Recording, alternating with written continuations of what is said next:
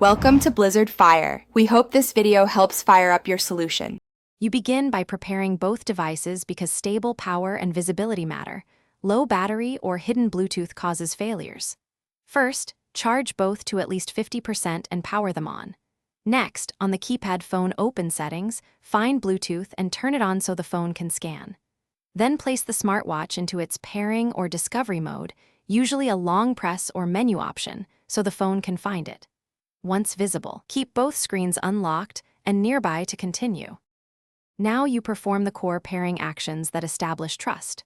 When the smartwatch appears in the phone's Bluetooth list, select its name immediately to start pairing.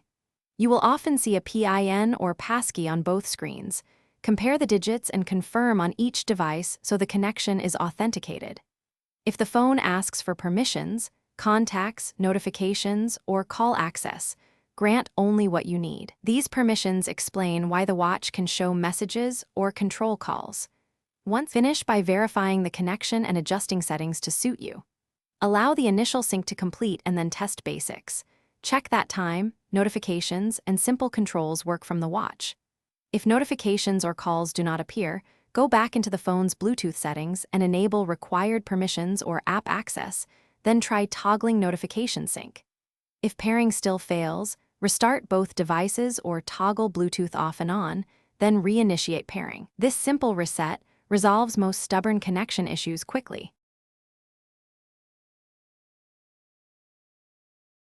Thanks for watching. If you found this helpful, don't forget to like and subscribe.